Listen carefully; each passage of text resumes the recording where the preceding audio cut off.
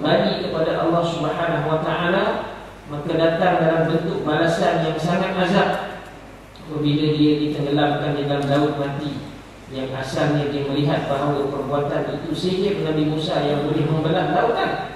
Bila dia lihat bahawa Nabi Musa dan pengikutnya boleh menyeberangi laut itu, maka Firaun pun kata aku boleh.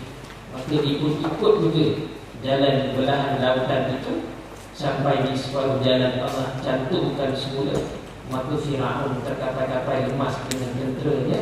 Maka di kala itulah Firaun, di saat-saat dia hendak mati di dalam air itu, bila diriwayatkan oleh Jibril kepada Nabi, disampaikan oleh Jibril macam mana Firaun mati. Jibril bagi tahu kepada Nabi Muhammad SAW, Firaun bila dah nazak lemas itu, baru dia teringat kepada Allah, baru dia minta kepada Allah, aku pohon keampunanmu ya Allah, selamatkanlah aku. Tetapi di kala itu pintu taubat sudah tertutup, maka Firaun mendapat keazaban sehingga dimatikan di dalam lautan. Begitulah. Dan sepanjang masa kehidupan manusia ini tidak lepas daripada soal pembalasan Allah Subhanahu wa taala. Maka dengan sebab itu perbuatan dosa ini sangat memberi kesan kepada kehidupan kita. Walaupun kita bertugas dengan tugas rasmi kita di pejabat, seperti di pejabat ini, bahawa jangan kita sangka bahawa kerja-kerja kita walaupun di dalam pejabat ini sama ada tugas kita tugas di luar ataupun di dalam ini secara khususnya tetap juga diperhatikan oleh Allah Subhanahu wa taala. Maka tidak mustahil sekiranya ada unsur-unsur kita ingkar kepada perintah Allah. Kita kata apa pula nak ingkarnya perintah Allah? Kita buat kerja dunia katanya. Kerja pejabat kita kata kerja dunia. Sebenarnya apabila kerja yang kita lakukan itu, apabila kita melakukan sesuatu itu berdasarkan niat kita kerana Allah, yang disebut, yang diriwayatkan oleh Umar Al-Khattab dalam sepotong hadis, innamal a'malu binniyat, sesungguhnya amalan setiap manusia itu bermula dengan niat. Apabila kita melakukan sesuatu itu, niat kita, nawaitu kita ialah keikhlasan kita semata-mata mencari keridaan Allah, maka kerja-kerja di pejabat pun dia menjadi satu ibadah kepada kita. Bila kita menyeleweng daripada kerja itu, maka dia juga merupakan satu keingkaran kita terhadap Allah Subhanahu wa taala. Maka jangan kita salahkan Allah bila kita ditimpa bentuk bencana dan azab di atas kesalahan-kesalahan, walaupun kerja yang kita lakukan itu hal-hal kerja urusan seharian kita. Begitulah kehidupan berkeluarga kita. Kehidupan berkeluarga kita, hubungan kita dengan suami ataupun isteri, hubungan kita dengan anak-anak, kehidupan bermasyarakat kita dengan jiran tetangga, dengan masyarakat, sehinggalah kepada kehidupan bernegara kita, semuanya ditanya oleh Allah Subhanahu wa taala. Sebab itu kesan dosa ini memberi kesan yang besar dalam kehidupan.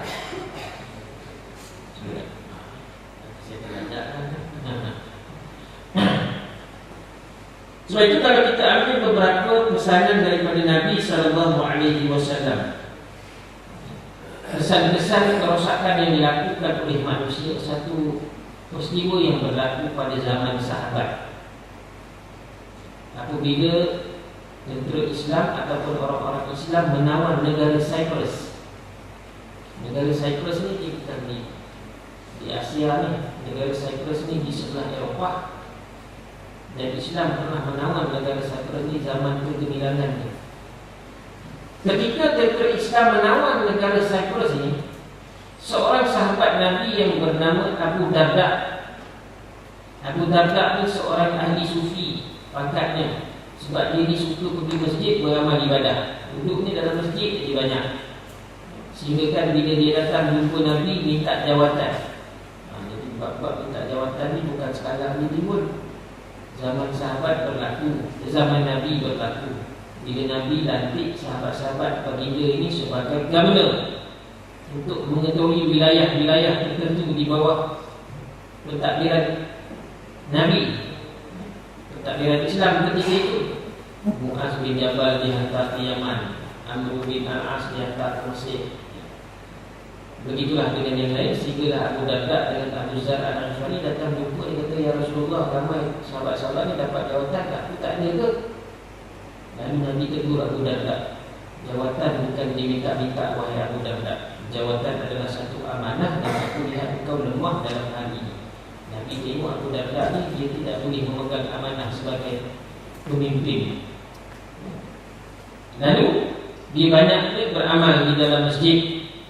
Sehinggalah apabila selepas kewafatan baginda sallallahu alaihi wasallam, Abu Darda menyertai tentera Islam menawan Cyprus. Bila berjaya ditawan Cyprus ini, Abu Darda duduk di satu sudut. Dia memandang masyarakat ataupun orang-orang Cyprus ini menitis air mata dia. Sehingga ditegur oleh sahabat yang lain. Dia kata, wahai Abu Darda, kalau kau menangis ni, kita ni baru nak boleh menang. Kita berjaya menawan Cyprus, sepatutnya kita berasa bergembira. Kenapa kau menangis wahai Abu Darda?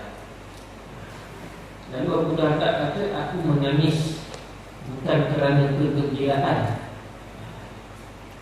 tetapi aku menangis melihat golongan orang-orang Cyprus ini, keadaan mereka ini menerima kekalahan dengan tangisan, dengan meraung-raung menangis.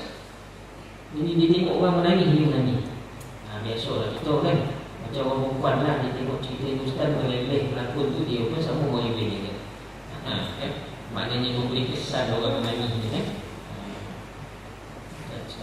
Sekarang bukan cerita Hindustan lah, cerita sinetron pula kan. Bila tengok orang tu menangis, dia pun sama je meleleh.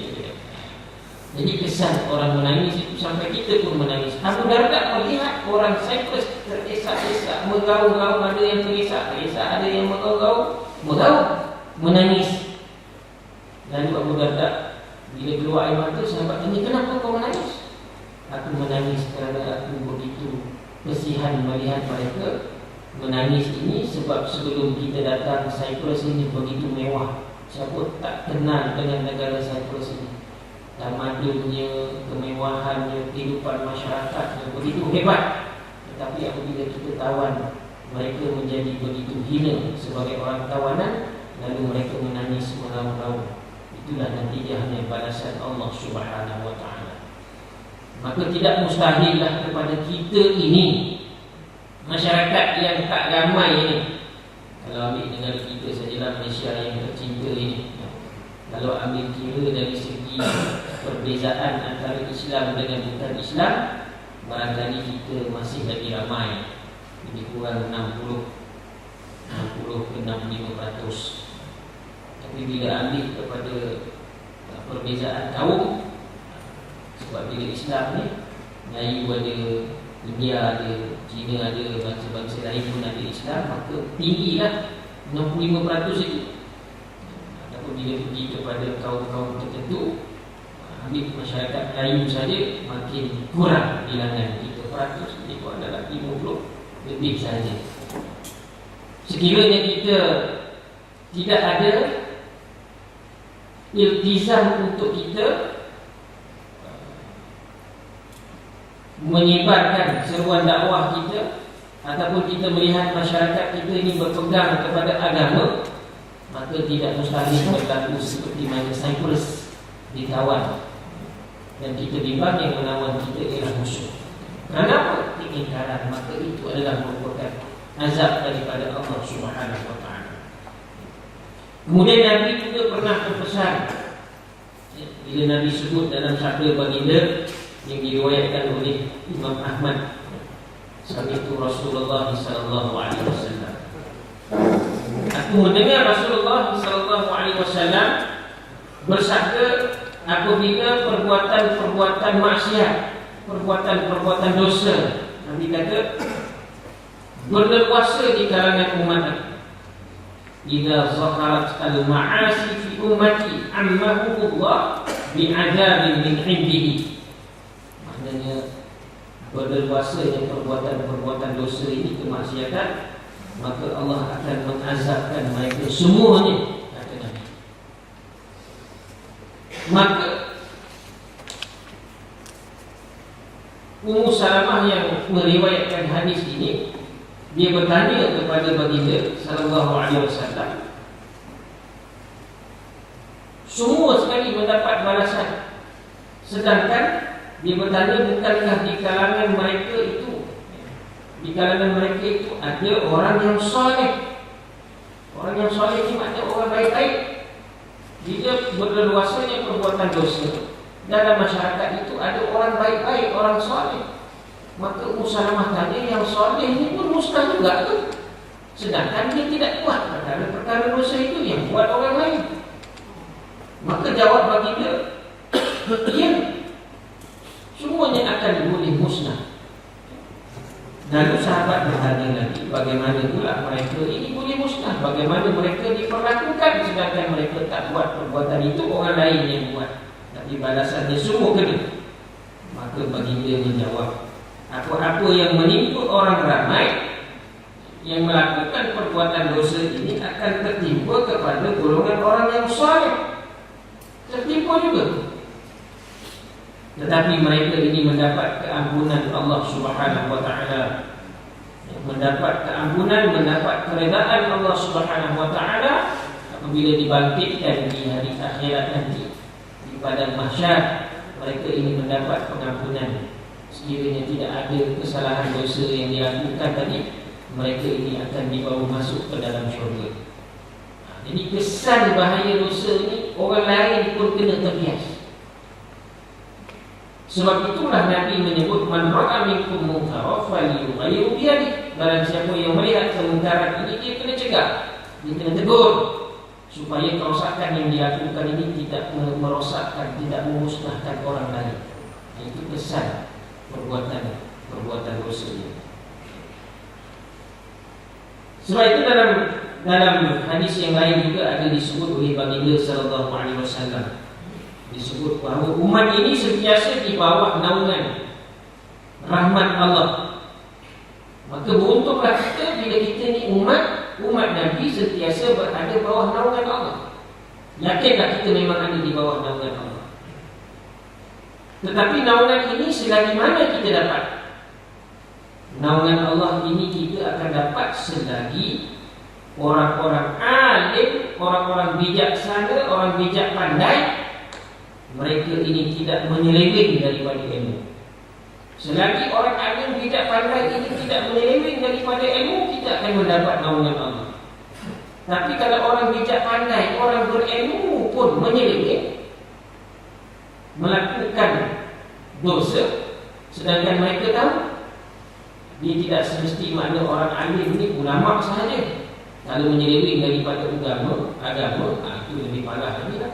Dia faham agama, dia tahu agama, tetapi dia menyeleweng, itu lagi lah parah. Termasuk juga orang-orang alim dalam bidang-bidangnya. Hatta dalam bidang ekonomi sekalipun, dia faham, dia bijak, dia pandai, tapi dia bagi nasihat ekonomi yang salah kerana dipentingkan perut dia. Kita kena buat begini. Akhirnya keuntungan itu datang kepada dia sahaja, tidak kepada umat. Maka dia juga menyeleweng daripada ilmu, maka akan boleh menghilangkan naungan dan rahmat Allah Subhanahu wa taala. Kesannya habis semua kena ditarik rahmat Allah. Kenapa? Penyelewengan orang-orang alim dan orang-orang berilmu.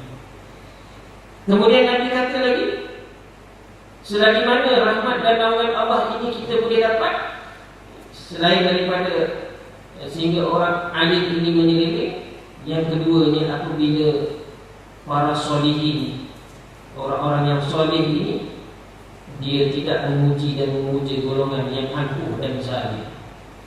Tapi sekiranya orang baik-baik, kita katalah kita insya-Allah orang baik-baik, orang yang soleh, tapi kita orang-orang yang baik, yang soleh ni pun sama juga memuji dan memuja orang-orang yang melakukan kezaliman. Dia tak berani kata orang tu zalim. Tu waktu tu dia tu. Dia tak zalim padahal dia melakukan kezaliman.